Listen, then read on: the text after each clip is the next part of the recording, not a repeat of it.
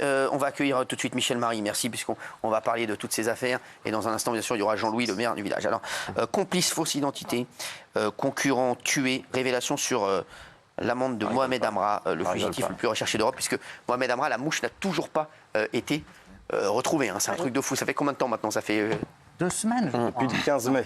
Depuis le 15 mai, merci. Voilà. 350 enquêteurs. Il n'est pas d'humeur, il n'est pas d'humeur. Apparemment, il n'est pas de bonne humeur. Ça va bien? Ça va très bien. Merci. Très belle veste. C'est beau la veste comme ça. Hein. Ça vous va bien. Vous êtes magnifique. Merci. On dirait Don Johnson dans Deux flics à Miami. Et c'est qui le deuxième? Merci, t'emmerdes pas. T'as besoin de personne, va mon Michel. Qu'est-ce qui se passe alors? Raconte-nous tout là, mon cher. On parle du maire de. Non, d'abord, là, je viens de dire, on parlait de Mohamed Amra. Ah, Mohamed Amra. T'es Réveillé, Michel. Oh, je suis parfaitement réveillé.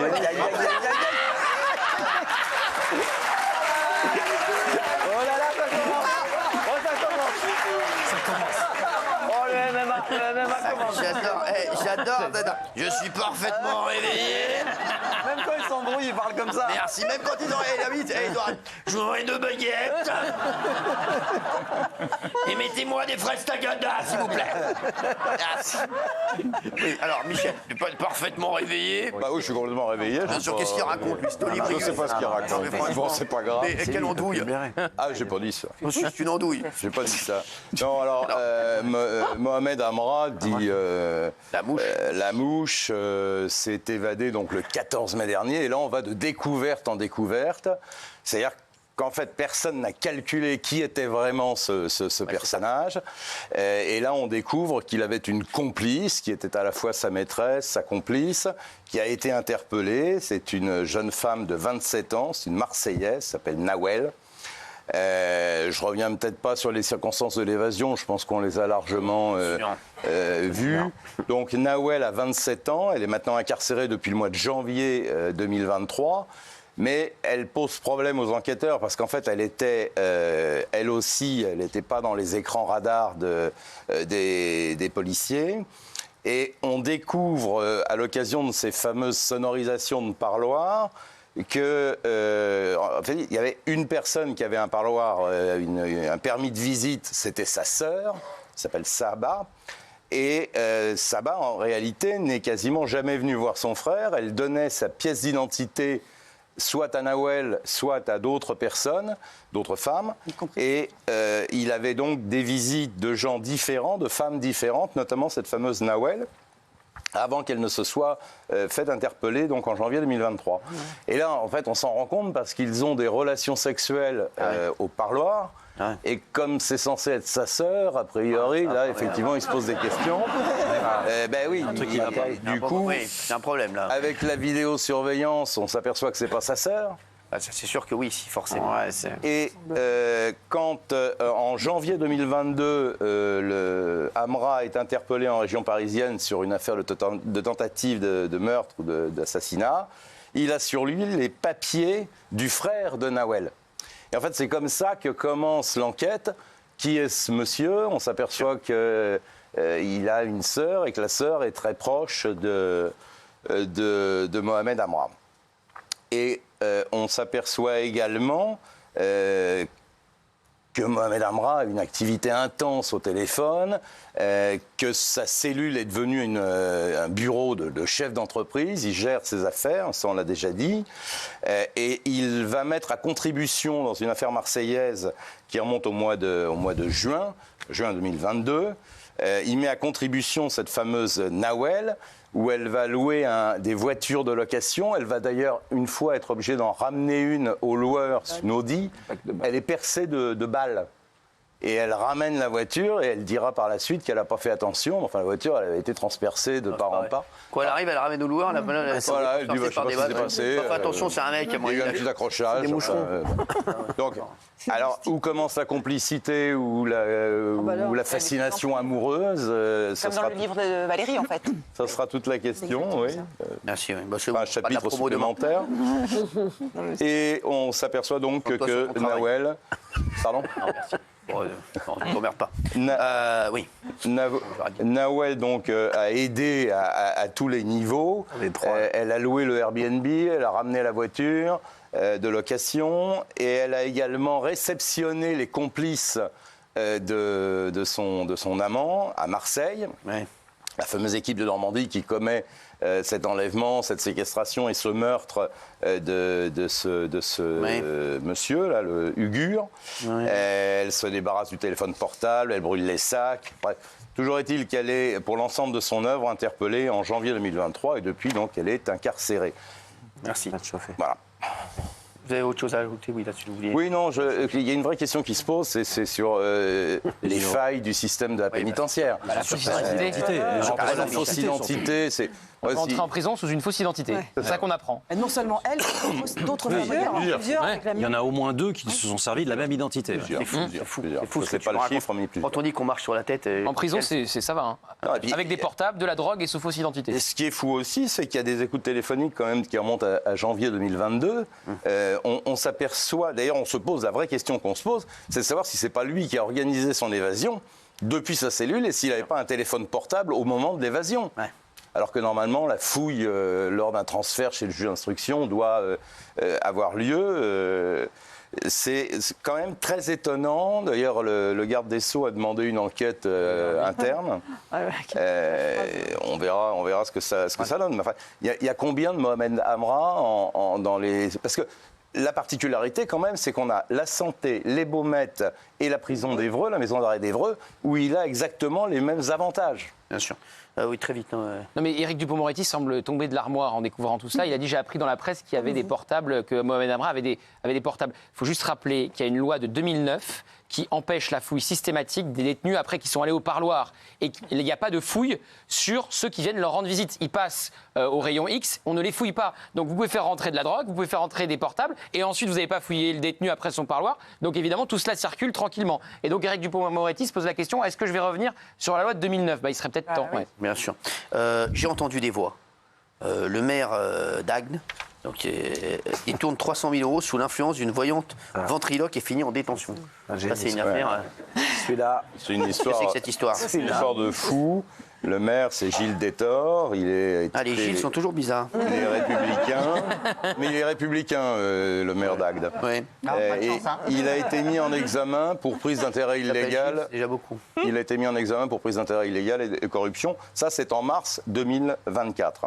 Il est écroué. L'actualité, c'est qu'il a donné sa démission. Enfin, il a démissionné de tous ses mandats parce qu'il avait plusieurs activités. Et il est encore, à l'heure où je vous parle, en détention. Ce qui est intéressant, c'est le personnage, c'est la femme qui s'appelle Sophia. Elle a 44 ans, elle est le personnage central. Elle est à la fois voyante, guérisseuse, ventriloque. Ah ouais, d'accord. C'est Et Jeff elle a- Panaclock là-bas. Comment ? C'est Jeff Panaclock là-bas. Elle multiplie les mandats, comme le maire. Et elle a manipulé tout son petit monde. Et là, on s'aperçoit qu'il y a une avalanche de mise en examen. Non seulement le maire, bon, ça c'est... Mais racontez-nous l'histoire, parce que l'histoire est folle. L'histoire, en réalité, elle a un stratagème où elle modifie sa voix pour mettre certaines personnes sous emprise, dont le fameux maire. Et elle réussit à leur faire croire qu'il parle avec un être surnaturel provenant de l'au-delà. Ouais. Enlève ton slip. C'est mais là, c'est fais-moi un Michel. chèque plutôt, là, en l'occurrence. En l'occurrence, c'est plutôt fais-moi un chèque. Vous êtes très slip ce soir. C'est vrai, t'as raison. Oui, moi je serais plutôt chèque. Oui, bien sûr. Parce- Ça, c'est... C'est coquin. Et par ce stratagème, elle réussit à convaincre le maire de se soucier du bien-être de son interlocuteur. Ouais. C'est-à-dire qu'en gros, l'interlocuteur, c'est elle. Ah, bien sûr, j'ai pas Donc, compris. et elle se fait offrir, elle se fait payer son mariage, elle se fait payer les travaux, son troisième mariage.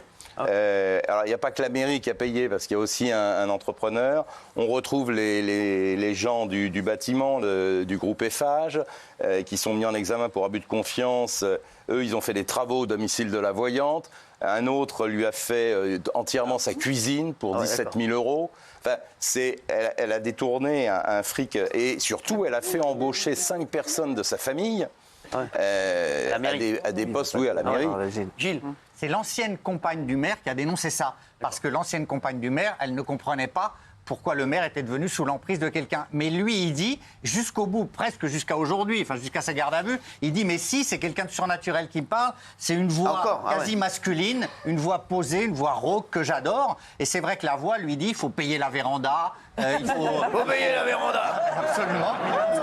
Il faut payer la résidence. Mais c'est énorme. Il faut embaucher 5 personnes. Donc il faisait exactement Dont ce que son mari. Dans son mari, ouais. Mais Voilà. et lui, ouais. Eh ben, il faisait ce que disait la voix, puisque c'était l'au-delà qui lui parlait au maire. Donc il Moi, j'en Il fais n'a pas un peu trop été dans les jacuzzis au Cap d'Agde, lui. c'est complètement dingue. C'est une histoire totalement Non, mais dingue. c'est incroyable, cette Alors il y a histoire. plein de mises en examen. Ils ont bien enquêté. Ils ont auditionné 40 personnes pour démêler le vrai du faux. Parce qu'ils ne comprenaient absolument pas ce qui se passait. Donc voilà, aujourd'hui, eh bien, les gens sont incarcérés ou mis en examen. Je voudrais qu'on parle de cette affaire à cause d'une mauvaise note. Une mère abandonne sa fille de 16 ans sur le périphérique. C'est incroyable. Les mecs, quand je vous dis qu'on marche sur la tête, c'est un truc de... Ça se passe en Italie. Putain, si je devais abandonner mes enfants sur le périphérique à chaque fois qu'ils faisaient une mauvaise note, bah, ils travailleraient au péage de l'autoroute, frère. Pour l'instant, c'est gratuit. Hein. Discussion en Italie, donc discussion autour de Rome entre une mère et sa fille. Et la fille de 16 ans avoue à sa mère qu'elle a eu une mauvaise note en latin, en l'occurrence 5 sur 10. Alors qu'elle a des 9 sur 10 partout, c'est une excellente élève. Le ton monte entre les deux et la mère lui dit « T'as eu une mauvaise note, tu descends ». Le problème, c'est qu'elle l'a fait descendre au milieu du périphérique de Rome. Et donc, la fille de 16 ans se retrouve à marcher sur la bande d'arrêt d'urgence, manque d'être écrasée, et c'est une patrouille de police municipale qui la trouve et qui lui demande « Qu'est-ce que vous faites là ?» Ma mère m'a foutu dehors à cause d'une mauvaise note en latin. Et une histoire de fou. Donc, c'est incroyable. Alors, du coup, la Ça mère... marche sur la tête, là. Il y a plein d'histoires. Et dans un instant, vous allez avoir l'histoire opposée au mariage de sa fille. Le père de la mariée poignarde de son futur gendre. Vous allez voir que cette histoire est folle. Mais pour Alors, l'instant- les parents sont divorcés et on apprend à l'instant même que la mère aurait déjà des antécédents et elle pourrait être déchue de ses droits maternels. 12 jours après son mariage, il y a un Indonésien qui se rend compte que sa femme est un homme. Merde. Alors, il voulait jouer au bilboquet. Il voulait jouer au bilboquet. Elle a dit non, t'emmerdes pas, j'en ai un. Merci. C'est 12 jours après le mariage. On fait un bilboquet, chérie, on t'emmerde pas, j'en ai un dans le slip. Merci. Ouais. Ça se passe à Java. Et donc l'homme s'appelle Hak, il rencontre sa future femme sur les réseaux sociaux. Ouais. Il rencontre Adinda, elle a 26 ans comme lui. Il tombe amoureux, Adinda est voilée, ils se rencontrent à un moment, ça se passe bien, Adinda est voilée. Et donc, il décide évidemment que s'ils veulent aller plus loin, il faut se marier. Donc, il se marie. Et Adinda, au moment des préparatifs du mariage, lui explique qu'elle est orpheline, donc il n'y aura personne de sa famille. Donc lui il dit c'est dommage, etc. Et puis quand il se marie, elle refuse de retirer le voile. Elle refuse toute relation sexuelle. Donc Hak, il comprend pas, il fait une enquête, il découvre qu'elle n'est pas du tout orpheline. Fais une enquête. Fais une enquête. C'est vite fait l'enquête. Hein.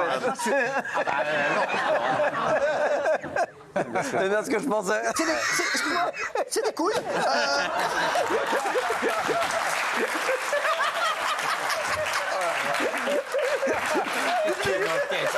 Ça prendra 2 minutes, 2 secondes. Juste une question, je vais avoir la foutre. Moi, tu fais ce que tu veux. Moi, tu fais ce que tu veux, c'est juste pour ça. C'est des couilles là que je vois. Hein. D'accord. Ok, c'est bon. C'est bon. Allez, on va se coucher. Non, t'emmerdes pas. C'est juste pour savoir. Moi, je te jugerai jamais. Donc l'homme enquête, il retrouve les beaux-parents et il s'aperçoit à ce moment-là que les beaux-parents sont stupéfaits et les beaux-parents lui disent mais comment ça Adinda, on n'a pas de fille, on a un fils, il s'appelle Etche, c'est un homme. Et donc du coup il s'aperçoit qu'il a épousé un homme qui risque 4 ans de prison pour fraude. Une belle histoire. Merci. On va passer à cette affaire qui est complètement folle aussi. Cette histoire opposée au mariage de sa fille. Alors, il faut bien écouter l'histoire. Sachez que le maire, il est sur la route là. Il est en train, il est le maire du village, etc. Il arrive Jean-Louis. Il arrive dans un instant, Jean-Louis Dupont. Mais pour l'instant, racontez-nous cette affaire qui est complètement folle. Vous allez nous raconter dans un instant ce qu'il arrive là. Je voudrais juste qu'on parle de cette histoire. Un fan porte plainte contre Madonna pour avoir été exposé à de la pornographie lors d'un concert. C'est un truc de fou, ça. Il est allé au concert de Madonna et... Ouais.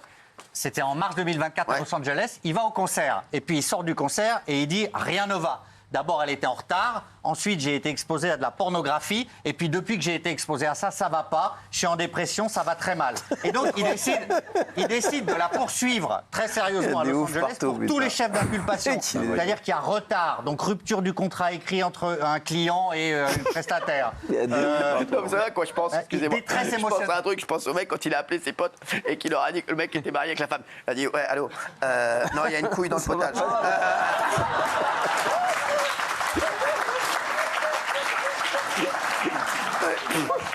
Ah, c'est sûr que... Qui dit qu'il a été exposé à de la pornographie parce qu'il y avait des femmes au sein nu, il y avait des scènes qui simulaient un acte sexuel. Donc il attaque pour tout. Alors ce que répondent les avocats de Madonna, c'est mais vous savez très bien ce que fait Madonna. Ça fait des années qu'elle chante, ça fait des années qu'elle fait des disques comme ça. Si vous venez, c'est en connaissance de cause. Voilà. C'est pas un concert de Mireille Mathieu quand même. Merci, j'adore Mireille Mathieu, calme-toi. Mireille, je l'adore. Ah, mais moi aussi j'adore Mireille, justement. Elle est magnifique. Mireille, c'est l'élégance, c'est la belle voix. Je l'adore. Quand on voit Madonna, on je suis amoureux de Mireille Mathieu, elle le sait. C'est comme ma. Mais oui, mais moi aussi je l'aime beaucoup. Comme ma deuxième grand-mère. Mais enfin, c'est quand même... C'est comme madame. C'est pas Chantal Goya. Et il dit aussi j'ai suffoqué parce qu'elle n'avait pas mis la clim. Ah ouais. Il attaque pour ça aussi. Il veut de l'oseille. D'accord, il veut de l'oseille, lui, c'est un taré, ce mec-là. il veut de la Tu vas voir, on va le mettre avec l'autre, on va le marier avec l'autre, avec les couilles, ça va le calmer. On va le faire redescendre un peu. Merci, tu vas arriver à redescendre de 2 étages.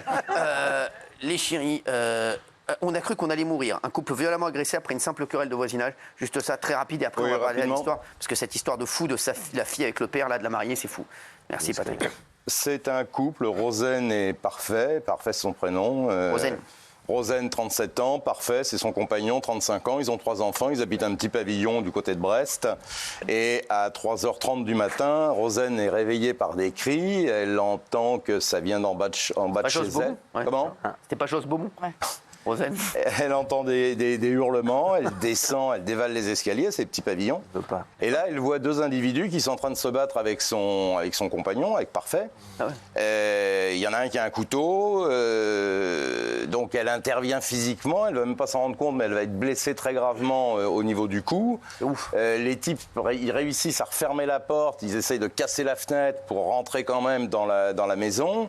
Ils appellent la police, ils se réfugient dans les chambres, les flics arrivent et interpellent 2 individus qui sont alcoolisés.